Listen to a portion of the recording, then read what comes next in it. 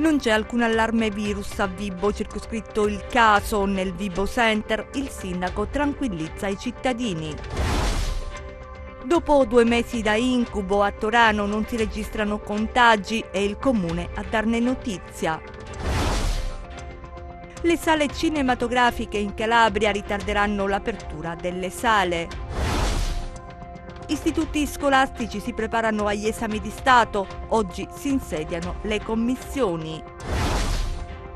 Cumuli di immondizia in fiamme a Reggio, la rabbia dei cittadini.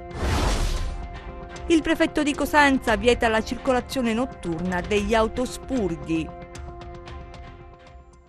Ben ritrovati dalla redazione del TG10, lo avete sentito dai titoli, partiamo da Vibo perché la situazione è sotto controllo. Il caso di positività emerso nei giorni scorsi è stato circoscritto, testa a tappeto sui contatti che ha avuto il magazziniere pakistano ricoverato in ospedale per un infarto e sottoposto a tampone, poi risultato positivo. Azienda sanitaria provinciale, amministrazione comunale e direzione del centro commerciale hanno applicato il protocollo previsto, scongiurando l'espansione del contagio. Vediamo.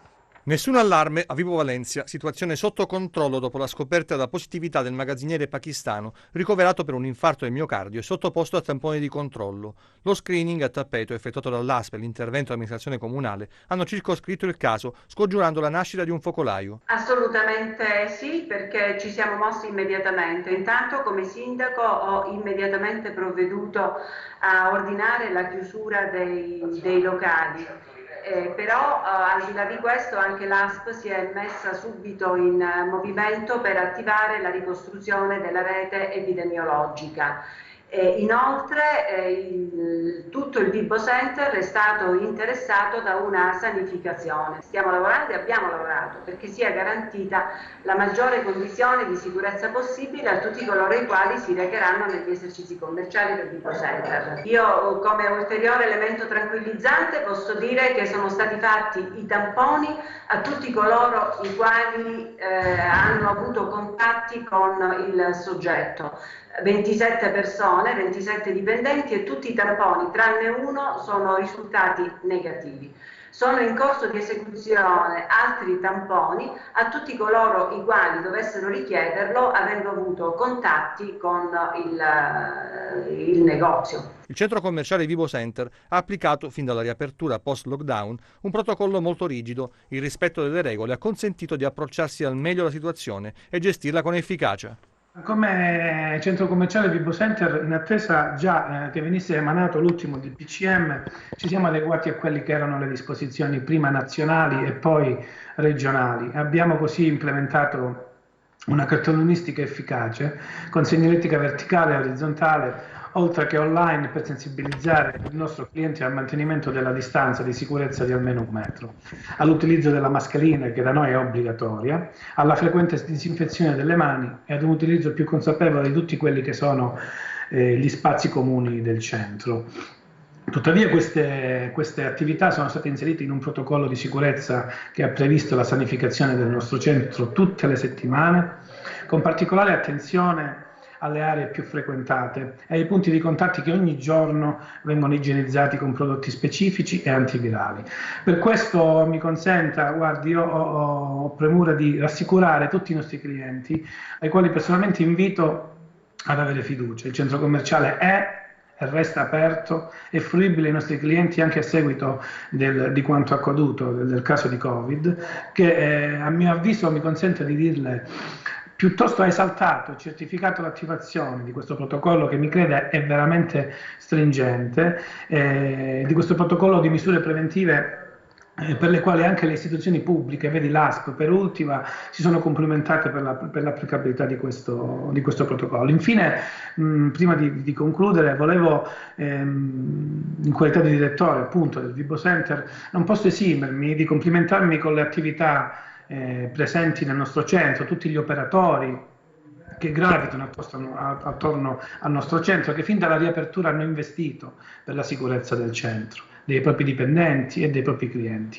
mostrando un forte spirito di squadra, ma soprattutto, mi consenta, un'altissima responsabilità sociale. Da Vibo a Torano, siamo in provincia di Cosenza, guariti tutti i contagiati, la buona notizia, Torano fuori dal tunnel, la rende nota proprio il municipio, vediamo. 0 contagi a Torano Castello, la notizia che tutti aspettavano dopo 2 mesi di incubo, e il municipio a renderla nota, dunque tutti negativizzati, gli infettati, il centro della Valle del Crati tra i più colpiti della provincia Abruzia, tanto da essere decretato zona rossa. Il focolaio di Villa Torano, il caso scoppiato a Pasquetta quando una donna ricoverata nella struttura sanitaria con sintomi tipici del Covid è stata trasferita in ospedale a Cosenza, una vicenda su cui la Procura della Repubblica Abruzia ha aperto un'inchiesta. Torano tira un sospiro di sollievo, ma prima di essere inserita nei comuni Covid-free dovrà attendere altre 2 settimane, così come previsto dalle regole dell'Organizzazione Mondiale della Sanità, e scongiurare nuovi contagi. E anche il bollettino regionale oggi in Calabria, certifica 0 contagi. Vediamo. In Calabria ad oggi sono stati effettuati 80.330 tamponi. Le persone risultate positive al coronavirus sono 1.162, nessuna in più rispetto a ieri. Quelle negative sono 79.168. Territorialmente i casi positivi sono così distribuiti: Catanzaro 14 in reparto, 1 in rianimazione, 1 in isolamento domiciliare, 168 guariti, 33 deceduti. Cosenza 1 in reparto, 13 in isolamento domiciliare, 420 guariti, 34 deceduti. Reggio Calabria 2 in reparto, 4 in isolamento domiciliare, 252 guariti, 19 deceduti. Crotone 112 guariti, 6 deceduti. Vibo Valentia 1 in isolamento domiciliare, 76 guariti, 5 deceduti. Dall'ultima rilevazione, le persone che si sono registrate sul portale della Regione Calabria per comunicare la loro presenza sul territorio regionale sono in totale 3.244. Ma non bisogna abbassare la guardia, infatti nel pomeriggio un caso sospetto di coronavirus isolato sul treno che da Napoli era diretto a Paola. I particolari nel nostro servizio. Caso sospetto di coronavirus sul treno regionale partito da Napoli e diretto a Paola. Scattato il protocollo d'emergenza previsto per i passeggeri con sintomi sospetti che utilizzano i mezzi pubblici. L'uomo, un 70enne proveniente da Ivrea, diretto a Cosenza, ha manifestato sintomi quale febbre alta e tosse. Il capotreno ha allertato il 118, che a sua volta ha contattato la task force dell'ASP di Cosenza per la gestione del coronavirus. Il passeggero è stato isolato all'interno di un vagone, costantemente assistito e monitorato da personale delle Ferrovie dello Stato. A Paola l'uomo è stato preso in consegna dai sanitari che hanno eseguito il tampone. In attesa dei risultati, il paziente è stato trasferito all'Annunziata di Cosenza.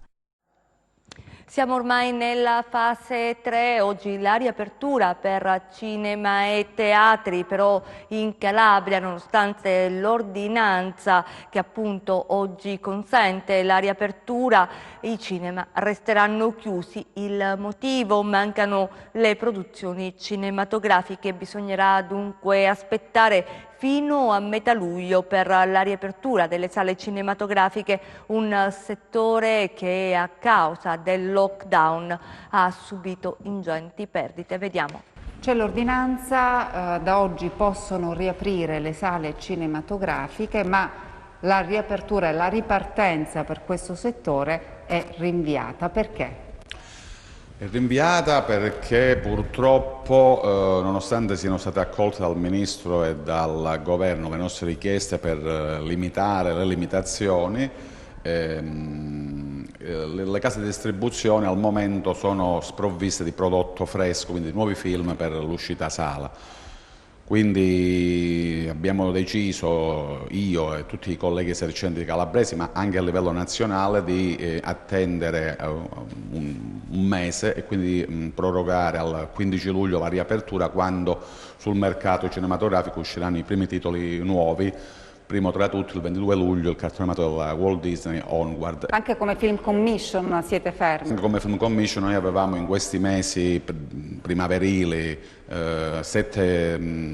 l'apertura di 7 set cinematografici sul territorio, che purtroppo, a causa del Covid-19, sono stati tutti quanti posticipati dal 15 di luglio in poi. Ingenti sono state le perdite dall'8 marzo chiusi? Sì, perdite ingenti, da un calcolo fatto proprio qualche giorno fa da presentare alla Regione Calabria, tutta la filiera ha perso oltre 3 milioni di euro, quasi 1 milione come mancato incasso dei cinema e quasi 2 milioni di euro appunto perché le produzioni non sono scese in Calabria e quindi soprattutto 150 maestranze tecniche calabresi sono rimaste senza lavoro. È una perdita per il nostro settore, per la nostra regione ingente, però speriamo di recuperarla dal 15 luglio in poi, perché, ripeto, i cinema riapriranno con le limitazioni ma già organizzati. I film saranno in sala dal 15 luglio e dal 15 luglio ripartiranno i set cinematografici, e quindi speriamo di dare del lavoro alle nostre maestranze tecniche che in questo momento sono da 6 mesi ferme. Intanto si procede verso l'esame di maturità, meno di 48 ore dall'inizio degli esami di Stato. Le commissioni si sono insediate, si organizza per la prova in presenza. Noi stamattina siamo andati al liceo classico Telesio a Cosenza per vedere come si svolgerà la prova e quali le misure previste. Vediamo.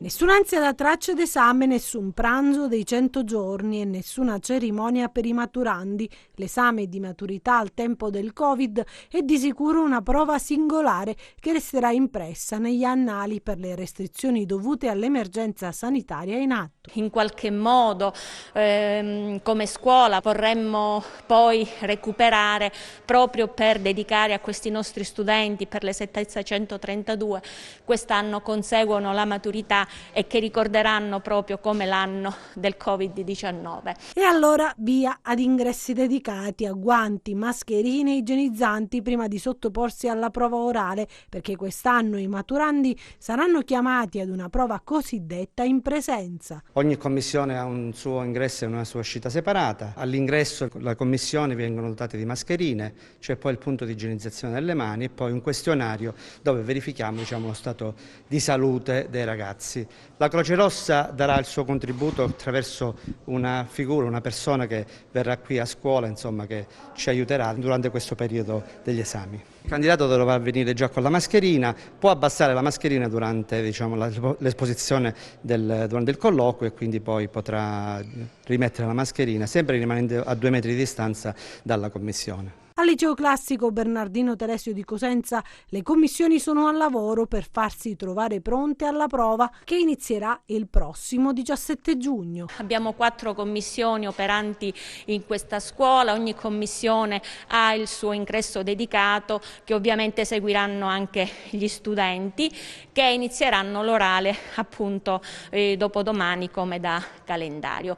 5 candidati al giorno, credo di poter dare questa notizia perché le commissioni sono già al lavoro e hanno già predisposto chiaramente i calendari e ogni candidato arriverà al suo orario stabilito, non avrà il pubblico che solitamente accompagna questi studenti in un momento così importante della sua vita, ma avrà il testimone che si porterà e avrà certamente il saluto, l'accoglienza dei propri docenti. Quelle che vedete però non sono le disposizioni previste mercoledì, infatti. C'è l'aula dedicata per ogni commissione dove chiaramente il candidato siederà al centro e i 6 docenti più il presidente, ognuno occuperà la sua postazione con il metro di distanziamento previsto. Ecco invece gli ingressi dedicati per ogni commissione d'esame. Una volta arrivati su questo ballatoio, chiaramente devono fare questa rampa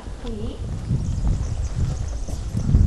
e il gobbo con le frecce indica gli ingressi dedicati delle due commissioni, quindi l'ingresso della commissione C entrano da qui e l'ingresso della commissione AD europeo fanno questa rampa qui. Da Cosenza a Crotone, dove è tutto pronto per l'avvio della prova orale, e la Polizia di Stato ha avviato una campagna di sensibilizzazione contro le fake news che riguardano la maturità 2020 al tempo del coronavirus. Vediamo. Qui siamo a Crotone, al liceo classico Pitagore. La commissione si prepara e si organizza in vista degli esami di maturità che prenderanno il via il prossimo 17 giugno. Ma la Polizia di Stato avverte e avvia una campagna di sensibilizzazione contro le fake news legate alla maturità 2020 e che si chiama Maturità al Sicuro, in collaborazione con scuola.net. Cari ragazzi, controllate sempre le fonti delle notizie, leggete gli articoli per intero e fate attenzione alla data di pubblicazione. È fondamentale sempre essere aggiornati e consultare notizie sui siti ufficiali, diffidando da messaggi o news che non siano direttamente verificabili attraverso la fonte di provenienza. E anche se questa maturità sarà diversa dalle precedenti, noi non vogliamo far mancare il nostro grande in bocca al lupo a tutti voi. Restiamo a Crotone perché il Comitato Colline dei Veleni propone il ricorso al Tribunale Amministrativo Regionale contro il decreto ministeriale che prevede la tombatura delle scorie dell'ex area industriale. Il Comitato chiede ancora una volta la partecipazione dei cittadini. Nel 2017 furono 600 le firme raccolte. Vediamo. Un decreto ministeriale ha di fatto sostituito il piano operativo di bonifica dell'area industriale di Crotone. Il Comitato Colline dei Veleni teme che le scorie vengano sepolte per sempre, arrecando un grave rischio per la salute pubblica. Un progetto di bonifica che per decreto vede il tombamento dei veleni. Questa volta i veleni, le sostanze cancerogene, le lasceranno sul sito. Pensate che una vastissima area del sito di Pertusola, di circa 26 ettari, che corrisponde a un terzo di tutta l'area industriale, sostanzialmente non è stata nemmeno trattata nel POB fase 2. Per quale motivo? Perché secondo Eni e Syndial era un'area già pavimentata, per cui poteva essere ritenuta messa in sicurezza permanente. Una follia che i cittadini crotonesi non possono accettare. Per questo invito tutti a venire a firmare il ricorso al TAR il prossimo 20 e 21 giugno presso il Granaio, al PAM del quartiere Gesù.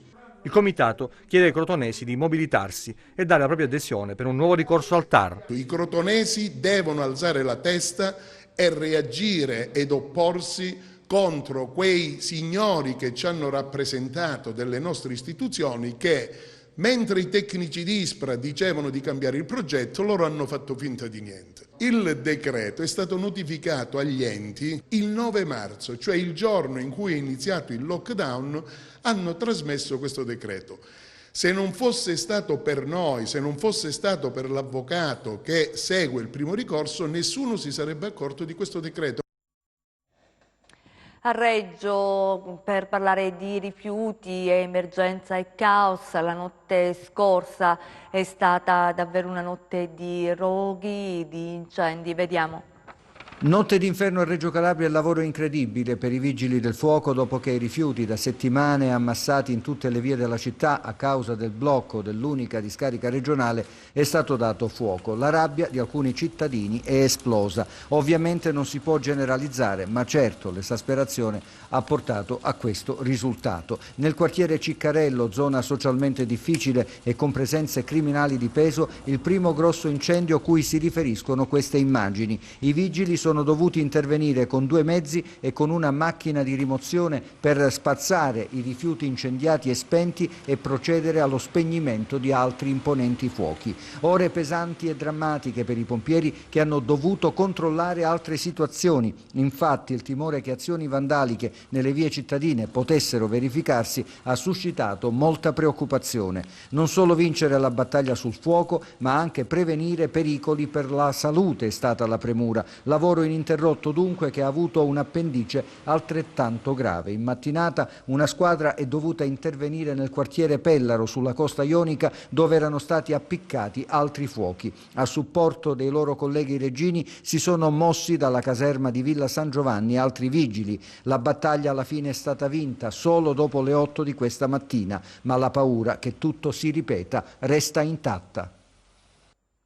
Ancora per la cronaca, era ricercato da 7 anni, è stato catturato un latitante romeno, decisive le indagini dei carabinieri di San Luca. Vediamo. Lo hanno localizzato a Ritiag Bistrida Nassau, in Romania, al termine di una non facile attività info-investigativa. Dopo aver individuato il domicilio, per Viorel Lakatus, 53 anni rumeno, non c'è stata possibilità di fuga. Su di lui pendeva un ordine di carcerazione in Italia per gravissimi reati: riduzione in schiavitù commesso a Cosenza nel 2004, maltrattamenti in famiglia, sempre commesso nella città Bruzia nel 2006, e ricettazione commesso da Lakatus in un luogo imprecisato. A localizzarlo in Romania sono stati i carabinieri di San Luca, le cui indagini sono risultate decisive. Ad arrestarlo, a seguito di un mandato d'arresto europeo, sono stati gli uomini del Servizio di Investigazioni Criminali rumeno, che hanno dato il via giovedì scorso al blitz. Al termine delle procedure di estradizione, Lakatus, che era latitante dal 2014, sarà estradato in Italia. La stagione estiva è ormai alle porte, anche quest'anno si presenta il solito problema del mare sporco, chiazze marroni nelle acque di alcuni centri del Tirreno cosentino. Intanto la prefettura vieta la circolazione notturna degli autospurgo. Vediamo. C'è voglia di sole e di mare dopo i lunghi mesi di lockdown, ma si sa, anche in spiaggia bisognerà rispettare le norme anti-Covid. Il virus ha modificato le nostre abitudini sociali, ma c'è una cosa che non cambia, un problema che si ripresenta puntualmente all'arrivo della stagione estiva, il mare sporco. Ecco le solite chiazze marroni che hanno fatto la loro comparsa nelle acque di alcune zone del Tirreno cosentino. La storia si ripete da decenni ormai, e così chi ha deciso di trascorrere il weekend in riva al mare è rimasto deluso. In alcune zone costiere nessun tuffo rinfrescante.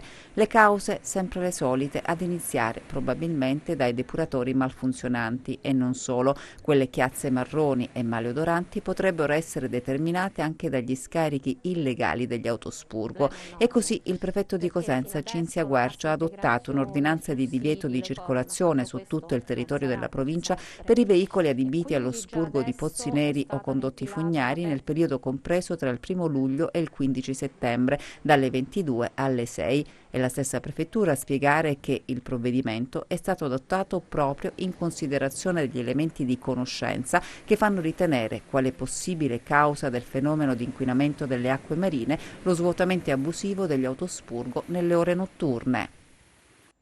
E ci sono appuntamenti importanti per la salute di tutti. La giornata mondiale della donazione del sangue è uno di quegli appuntamenti a cui non mancare. Questa giornata si è celebrata anche a Cosenza. Vediamo.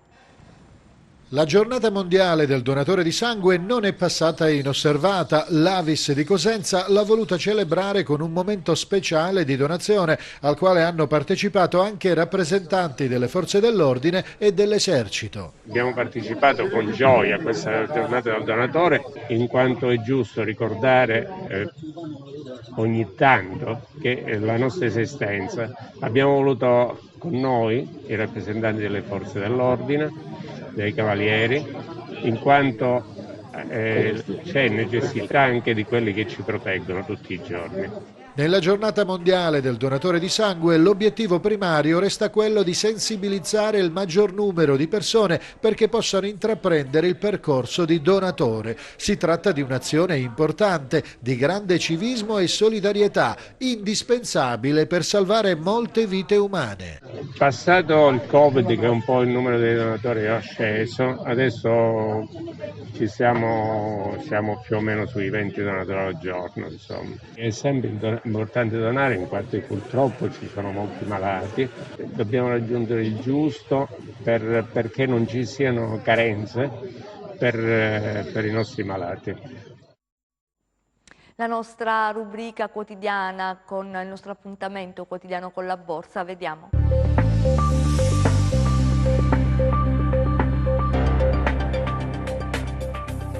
Chiusura contrastata per le borse europee. In più di 20 stati americani si è registrata un'accelerazione dei casi, così come a Pechino, dove i nuovi focolai hanno portato alla messa in quarantena di diversi quartieri. Dinamica che alimenta i dubbi sulla ripresa dell'economia, dopo l'ottimismo di aprile e maggio che aveva riportato i listini sui livelli precedenti la crisi. Dall'agenda macroeconomica sono giunti alcuni dati contrastanti sull'economia cinese, con la produzione industriale in aumento del 4,4% annuo e le vendite al dettaglio in calo del 2,8% tendenziale a maggio, mentre l'Italia a maggio è tornata in deflazione per la prima volta dal 2016. Il FTSE archivia gli scambi e rialzo dello 0,4%, chiudono sotto la parità invece l'Ibex 35 di Madrid a meno 0,1%, il DAX di Francoforte a meno 0,3%, il CAC 40 di Parigi a meno 0,5% e il FTSE 100 di Londra a meno 0,7%. A Wall Street il Dow Jones a meno 1,4%, l'S&P 500 a meno 1% e il Nasdaq a meno 0,4% restano appesantiti dai dubbi legati ad una possibile nuova ondata di contagi da coronavirus. Sul Forex l'euro-dollaro si apprezza lievemente a 1,127, mentre resta invariato il cambio tra biglietto verde yen 107,4. Tra le materie prime viaggiano poco mosse le quotazioni del greggio, con il Brent a più 0,4% a 38,9 dollari e il WTI a meno 0,6% a 36,1 dollari. Sull'obbligazionario lo spread BTP Bund resta pressoché invariato a 190 punti base, con il rendimento del decennale italiano all'1,45%. Tornando a Piazza Affari, chiudono in rialzo Exor a più 3,8%, Nexia a più 3,4% e Amplifon a più 2,9%, mentre arretrano Telecom Italia a meno 2% e Campari a meno 1,9%. Grazie e buon proseguimento di serata.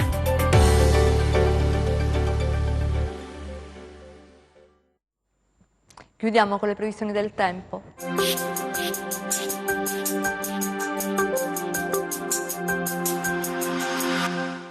Il transito sul centro-nord Italia di una perturbazione farà avvertire, seppur marginalmente, i suoi effetti anche in Calabria, con il ritorno dell'instabilità sulle zone tirreniche ed un generale calo delle temperature. Domani ancora nubi sparse sulle zone tirreniche con possibili brevi rovesci. Rovesci saranno possibili anche nelle ore centrali della giornata su Pollino e sulla Sila, generalmente sereno o poco nuvoloso altrove. Temperature di qualche grado sotto le medie del periodo. Passiamo a mari e venti. Domani molto mosso il Tirreno, poco mosso o mosso lo Ionio.